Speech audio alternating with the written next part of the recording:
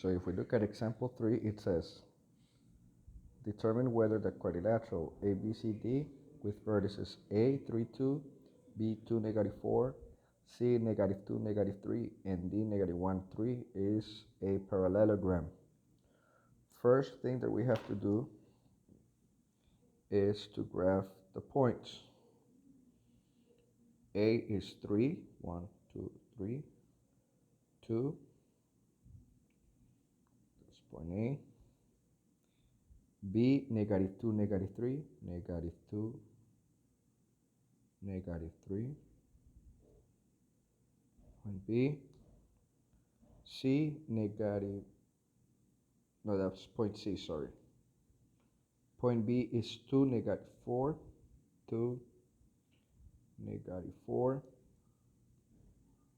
And point D, negative 1, 3, negative 1, 3. Point D. Now that we have graph and our parallelogram, we have to determine whether the quadrilateral is a parallelogram. So from what we know from geometry, how can we determine if a quadrilateral is a parallelogram? First of all, let's define parallelogram. Parallelogram is a quadrilateral with two pairs of parallel lines. So first, let's see if line segments AD is parallel to BC. AD with BC. Okay, and let's see if line segment AB is parallel to CD. AB with CD. Okay, so what do we know about parallel lines? By definition, two lines are parallel if and only if their slopes are equal, right? So let's find slope AD, okay? And let's find slope BC. If they're equal, then AD is parallel to BC. So, okay, point A was 3, 2, D was negative 1, 3. Formula for slope,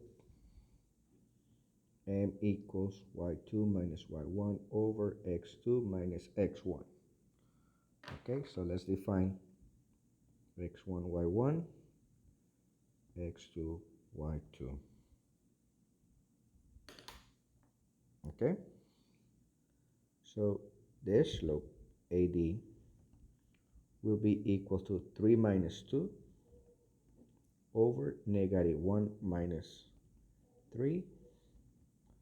Slope AD equals 3 minus 2 is 1. Negative 1 minus 2 is negative 4. So slope AD equals negative 1/4. Okay. Now let's find slope BC. B is 2, negative 4. And C is negative 2, negative 3. Okay. So again, 1 equals y2 minus y1 over x2 minus x1. x1, y1, x2, y2. Okay. So MBC equals y2 minus y1, negative 3 minus negative 4 over negative 2 minus 2. MBC equals negative 3 plus 4, that's 1. Negative 2 minus 2, that's negative 4. So MBC equals negative 1, negative 1/4. Okay? Now look, AD is equal to BC. So we can say that AD is parallel to BC. Okay, this is true. Now, second part.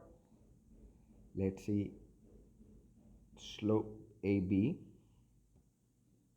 Okay, we're going to do the second part, slope AB and slope CD. So A was 3, 2, and B was 2, negative 4. Slope equals y2 minus y1 over x2 minus x1. Slope equals x1, y1, x2, y2. Okay, so this will be negative 4 minus 2 over 2 minus 3.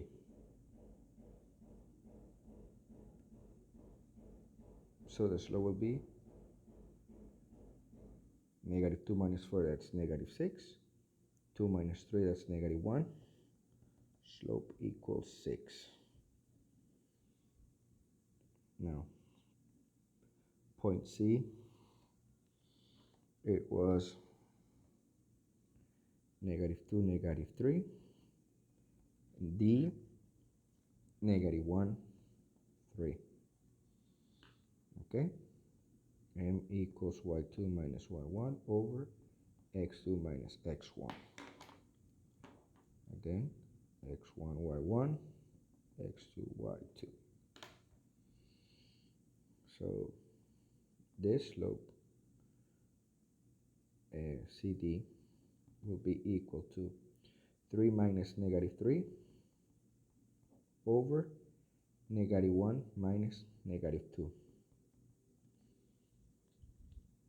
So we get slope CD, negative 3 minus negative 3, that's 6. Negative 1 minus negative 2, that's 1. Slope CD equals 6. So slope CD and slope AB, notice that they're equal, so we can state that AB is parallel to CD. Okay? So far we have stated that AD and BC are parallel and CD and AB are parallel. Okay? But there is something else we have to define or to check. Parallelograms, their opposite sides are congruent. That means side AD is congruent to side BC and side CD is congruent to side AB. Okay, so we have to state whether segment AD is congruent to segment BC. Okay, how are we going to do this? Using the distance formula. And also we have to state whether AB is congruent to CD. Again, using the distance formula. So let's see if this is true. Okay.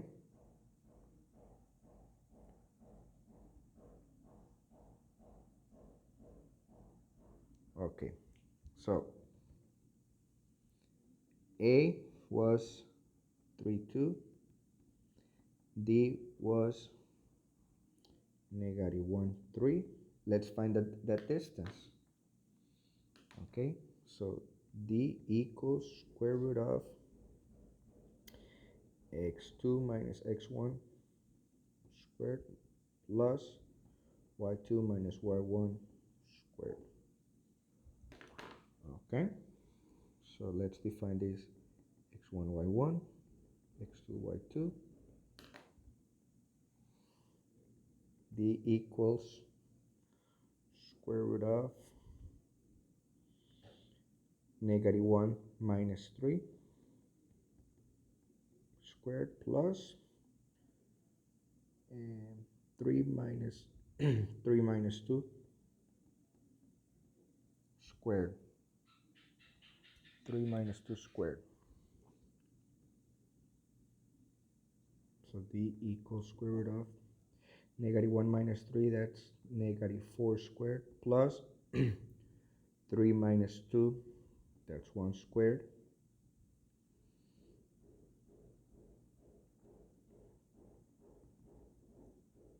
negative 4 squared, 16, plus 1 squared, that's 1. D equals square root of 16. Okay, so we know the distance from A to D equals square root of 16.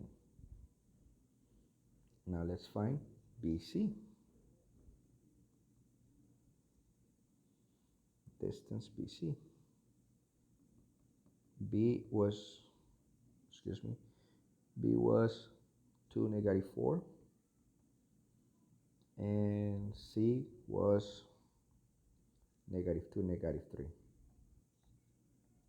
Sorry. Okay, again,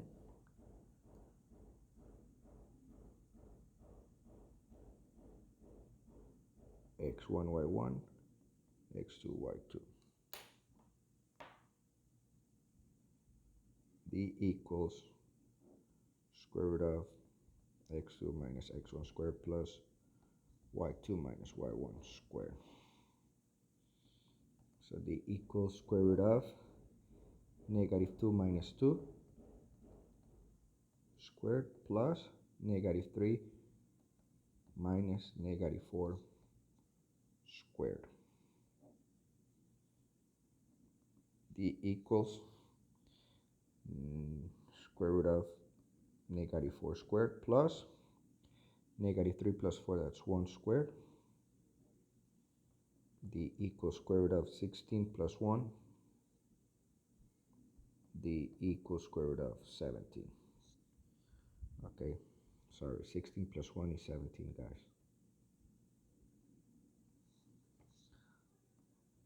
So from here we have stated that the distance from AB is congruent with the distance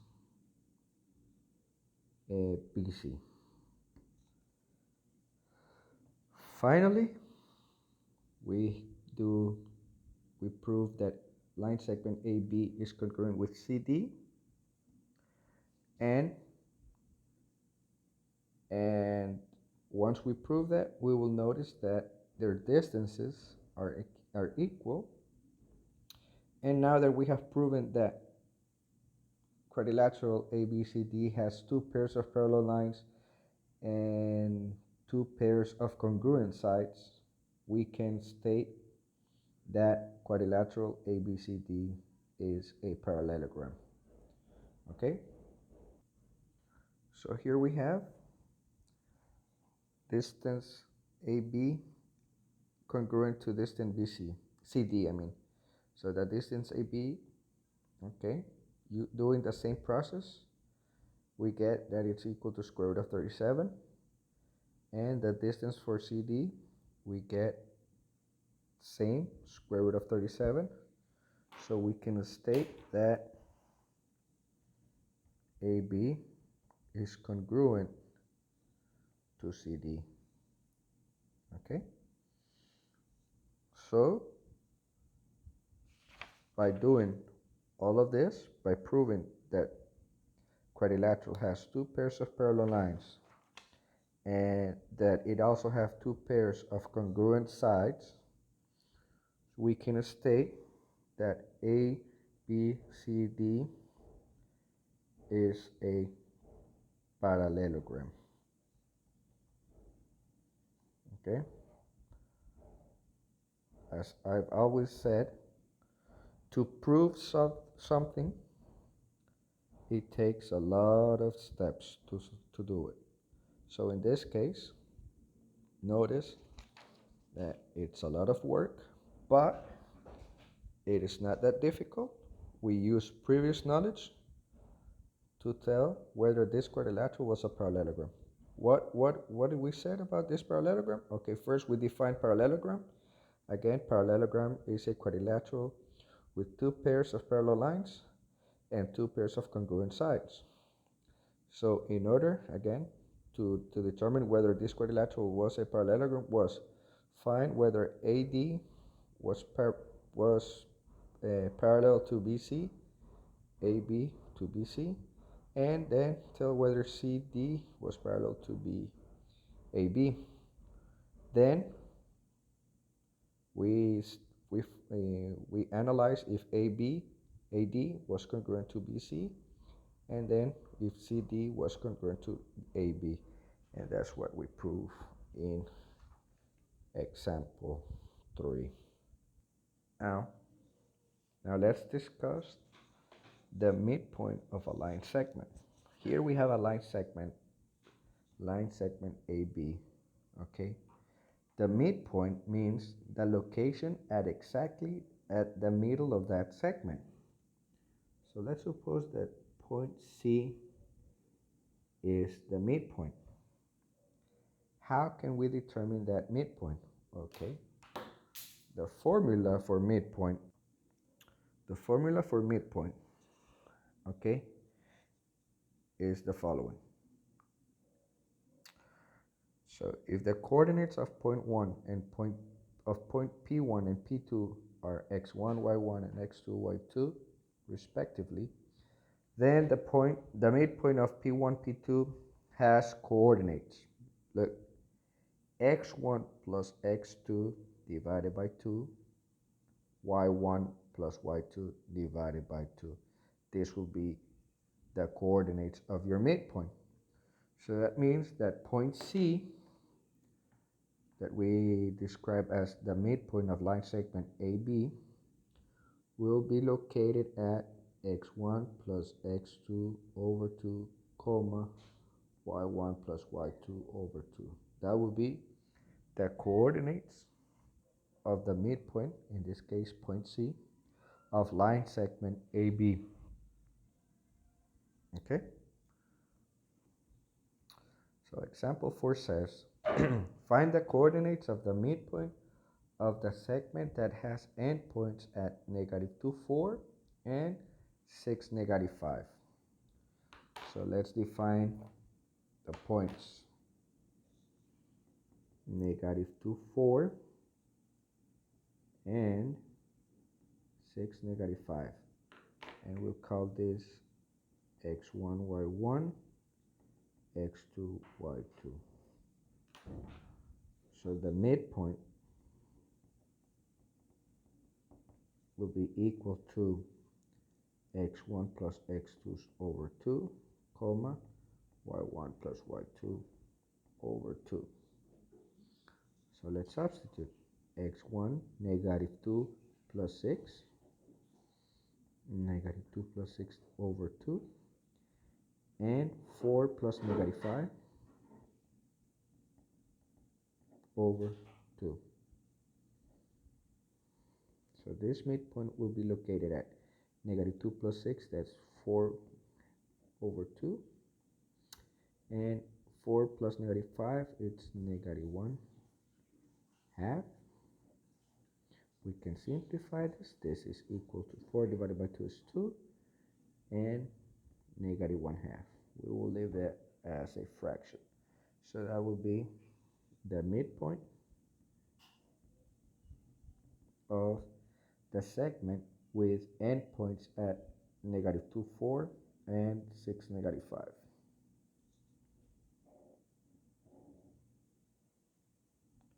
Okay, the last part of this lesson is talking about analytic geometry. It says many theorems from plane geometry can be more easily proven by analytic methods. That is, they can be proven by placing the figure in the coordinate plane and using algebra to express and draw conclusions about geometric relationships. The study of coordinate geometry from an algebraic perspective is called analytic geometry. When using an analytic method to prove theorems from geometry, the position of the figure in the coordinate plane can be arbitrarily selected as long as size and shape are preserved. This means that the figure may be translated, rotated, or reflected from its original position. For polygons, one vertex is usually located at the origin and one side coincides with the x-axis as shown below. Okay, here we have a right triangle. Notice that one of the points, one of the vertices is located at the origin 0, 0. And then we have a parallelogram, and notice that the vertex O is at the origin 0, 0, and one of its sides lies on the x-axis on both cases. So let's do example 5. So example 5 says, prove that the measures of the median of a trapezoid is equal to 1/2 the sum of the measures of the two bases. So first, before we start proving anything, let's draw our trapezoid in a coordinate plane. This is how we're going to do it.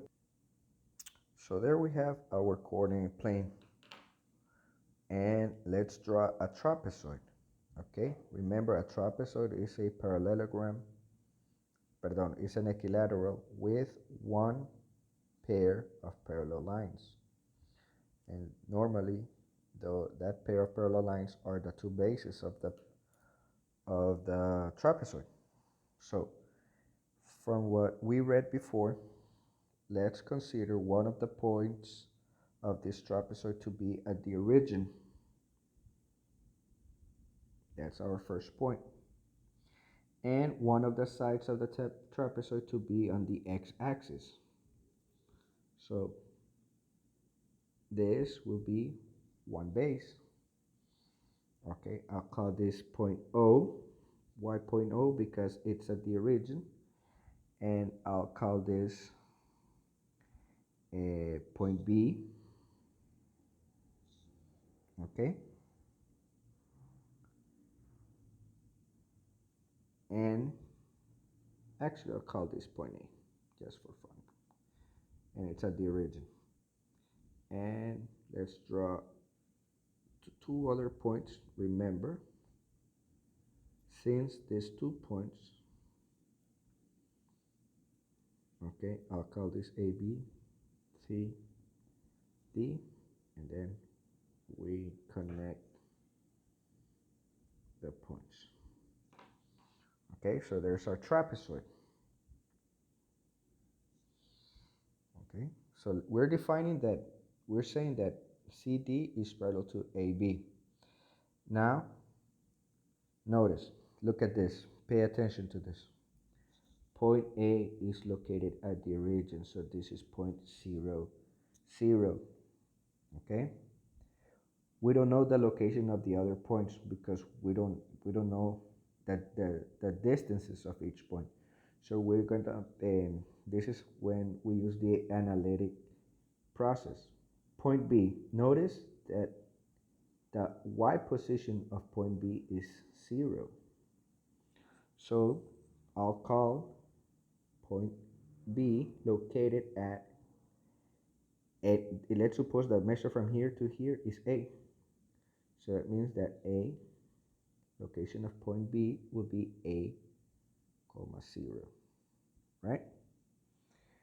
Now, point C, I don't know the location. Let's suppose that this point here, let's call that B, and the height, I'll call this C. So the location of point C will be at B, C. Now point D has the same Y coordinate for point C because it's at the same position in Y. X, we don't know, so I'm going to call this D. So we have point A, 0, 0 because it's at the origin. Point B located at A, comma 0 because it's at the x-axis, so Y is 0. Point C, I'll call this position for C, I'll call it B, and the height, I'll call it C. Point D has the same height or the same y coordinate as point C, and I'll call the position of point D in X D. So we have 0, 0, A 0, B C, D C. Okay? Now, the problem says, again, prove that the measure of the median of a trapezoid. What will be the median of the trapezoid? How do I find the median of the trapezoid? Okay, let's find the midpoint of OD. I'll consider this to be the midpoint. And let's find the midpoint of BC. I'll consider that the midpoint. So this is A, B, C, D. I'll call this point E. And I'll call this point F. So using the midpoint formula, let's find the coordinates of point E and point F. The median of the trapezoid, once we have the two midpoints of AD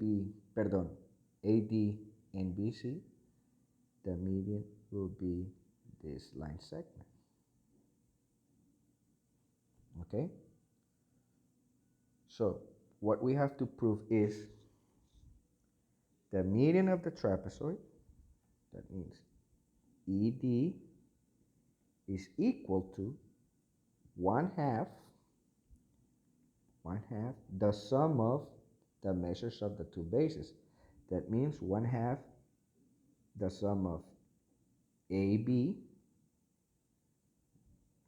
that's the first base, plus the second base, CD. Okay, that's what we have to prove. Okay?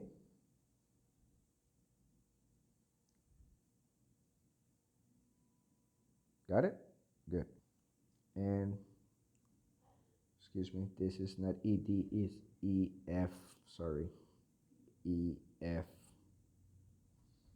EF equals one half AB plus CD. Okay, now, so the first thing is to find the midpoint of AD, and we're gonna call this point E, right? And midpoint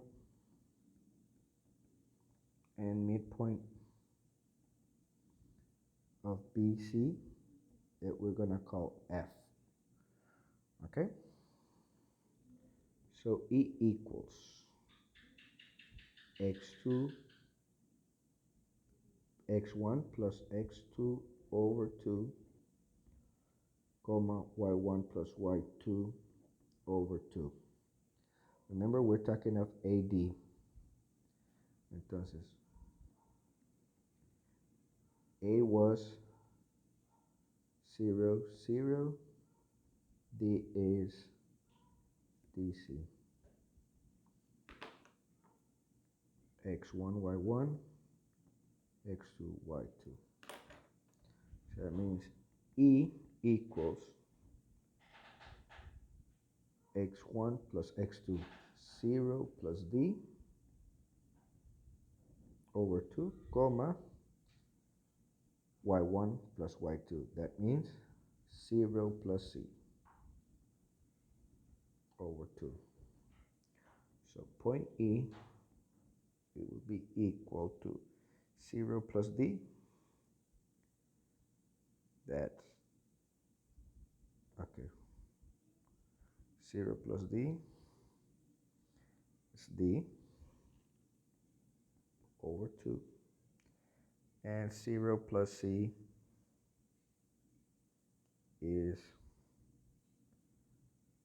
2, c over 2. So that would be the coordinate of E. The coordinate of E will be d2, d over 2, c over 2. We have the location of that point. Now let's find BC, the midpoint of BC, which is F. F equals x1 plus x2 over 2, y1 plus y2 over 2, where B was A0 and C is BC. Okay, x1, y1, x2, y2. So F will be x1 plus x2, that's A plus B over 2, and y1 plus y2 over 2, that means 0 plus c over 2. So point F will be located at 0 plus A plus B, we don't know, AB, half, 0 plus C, C, half.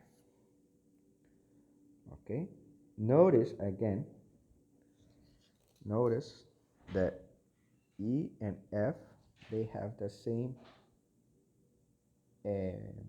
y coordinates, C half, C half. Okay, different x coordinates, D half for E and A plus B half for F. Okay,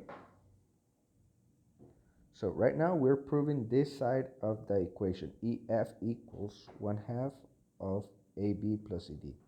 So let's find the distance. Let's find the distance EF. Let's find the distance EF. Okay, remember the formula for EF, it would be x2 minus x1 squared plus y2, minus y1 squared. So E was located at D half, C half, D over 2, C over 2. And F was located at AB, A plus B half, C half, A plus B half, C half. Okay, so we're gonna call this x1, y1, x2, y2.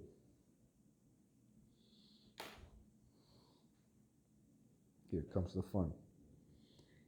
EF equals square root of x2, A plus B half, minus x1, D half, squared, plus y2, C half, minus y1, C half, squared. Here we have common denominators. This is A plus B half minus D half. This is equivalent, or this is equal to A plus B minus D half squared plus C half minus C half, that's 0 squared. 0 squared is, we cancel this, right? We have nothing there. So we get that EF equals square root of A plus B minus D squared, simplified. EF equals A plus B minus D squared. Okay, so far, right now, we have find EF. Now, let's find what is AB. Let's find what is DC or CD. Add them, and then find half of the sum and see if it is equal to EF. Okay? So let's find AB, the distance of AB. And we know from our sketch that A is located at 0, 0, and B is located at A0, right? So I'll define this as x1, y1, x2, y2. Let's find the distance. So that'll be AB equals square root of x2 minus x1 squared plus y2 minus y1 squared. AB will be equal to the square root of x2 minus x1, that's a minus 0, squared, plus y2 minus y1, 0 minus 0, squared. AB equals square root of a minus 0, that's a squared, plus 0 minus 0, that's 0, squared, that's 0, so all we get is a squared. We cancel. The distance of AB equals A. Now let's find. So now we already found EF. We found AB. Now let's find the distance for CD. So let's find the distance CD where the location of point C was at DC and the location for point D was at BC. Okay, again, I'm looking at our sketch. Okay, so now let's find the distance. Again, this will be x1, y1, x2, y2. Okay, so CD equals square root of x2 minus x1 squared plus y2 minus y1 squared. Okay, so CD equals square root of x2 minus x1, b minus d,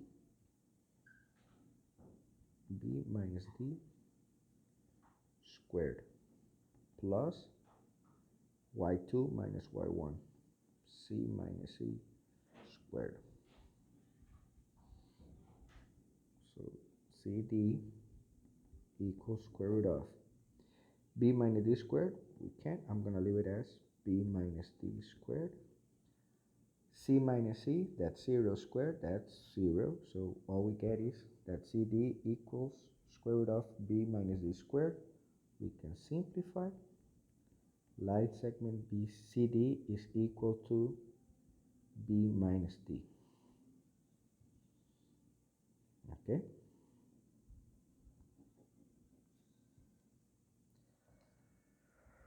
So we found AB, CD. We had to prove that EF was equal to 1/2 of AB plus CD. Okay. We found, now we have all the information. We have EF, AB, CD. Let's prove.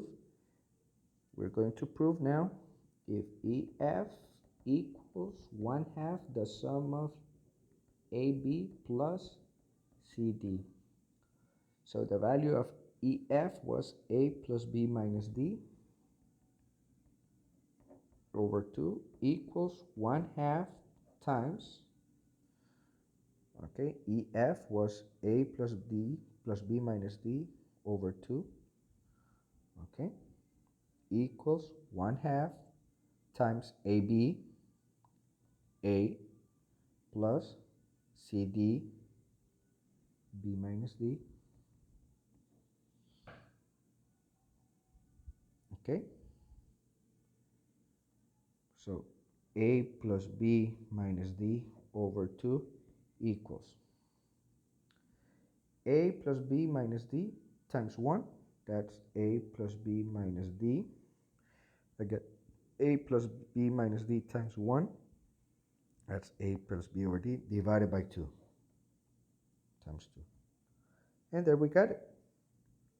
See, EF, A plus B minus D over 2, is equal 1/2 of AB plus CD, A plus B minus D over 2. And we have proven this is true. That's true. So we have proven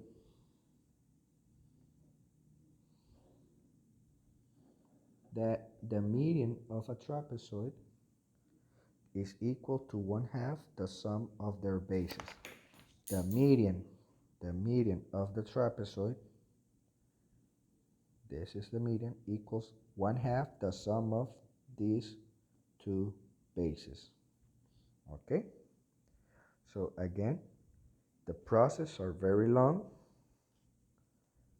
but we are using formulas that we knew from previous years. Slope formula, distance formula, what else? Midpoint, okay? And we're following some of the laws we learned from geometry about triangles, quadrilaterals, okay? And this was example 5. So your homework. So guys, your homework number 1, will be page 619, problems 6 through 10, even. That is 6, 8, 3 problems, right? Now, these are the conditions for this homework. Las condiciones son, esta tarea tienen que hacerla en las páginas que normalmente hacían las tareas estos últimos bimestres, en la primera página el encabezado de la tarea, donde va a ir la información, homework number 1, page 619, problem 6 through 10 even, van a poner la fecha, ¿verdad?, de la tarea. Esta tarea es para entregarse el día martes 17. Martes 17. ¿Cómo la van a entregar? ¿Cómo la voy a revisar? Ustedes le van a tomar foto a su tarea y me la van a enviar al correo. Perdón, le van a tomar foto a la tarea y me la van a enviar vía WhatsApp. La van a enviar el día de el martes, el día de mañana, a las 5 de la tarde. No antes de las 5, a las 5 de la tarde en punto. Va a haber un espacio de 5 de la tarde a 5:10 para que envíen su tarea. Si ustedes utilizan más de una página, entonces en la parte inferior de cada página van a escribir su nombre y va a ir a la par de su nombre la firma de uno de sus padres, ya sea la firma de mamá o la firma de papá, porque yo ocupo que ellos sepan de que ustedes están haciendo su tarea. El día que regresemos a clases, lógicamente, ustedes me las van a presentar para yo poder ponerle el revisado. Si la tarea ustedes me la envían después de las 5:10, va a ser considerada como tarea tarde, ¿ok? Con esto no quiero decir que si ustedes me la envían a las 5:11, 5:12, no. Me refiero que si ustedes la mandan a las 6 de la tarde, 7, 8 o al día siguiente, ya es considerada tarea tarde y, sin, y van a ir perdiendo puntos como es de costumbre, ¿verdad? Entonces, nuevamente las indicaciones es en cada una de las páginas, en la primera página, el encabezado de la tarea con la fecha, en la parte inferior de cada una de las páginas que utilicen, su nombre, ¿verdad? Con la firma de su padre. Por favor, cuando tomen la foto de la tarea, asegúrense de que se vea los ejercicios de forma clara y ordenada, que yo pueda entender. Si la imagen sale borrosa, no me la envíen, vuelven a tomar una foto que salga con más claridad. Recuerden, jóvenes, que no estamos en semanas de vacaciones, estamos prácticamente en cuarentena por 2 semanas, ¿verdad? Permanecer en casa, no anden en la calle, tomen las medidas de higiene, lávense las manos con agua y jabón, utilicen también el gel antibacterial, traten de permanecer en casa, es la única manera que podemos evitar que nos contagiemos del coronavirus. Esto está poniéndose cada día más feo y hay que tomar precaución. Bueno, jóvenes, hasta la próxima. El próximo video lo voy a subir el próximo lunes, pero hay que estar pendiente, ¿verdad? Porque no crean que solo son estos 3 ejercicios que van a hacer en esta semana. Vamos a ir poniendo otros ejercicios durante la semana porque entiendo de que cada uno de los ejercicios que se van a desarrollar son bastante largos y pues quiero de que los puedan ir haciendo por partes. Hoy solo van a hacer estos 3 ejercicios y mañana vamos a dar otros para que ustedes lo vayan haciendo las tareas de forma un poco más pausada, ¿verdad? Para que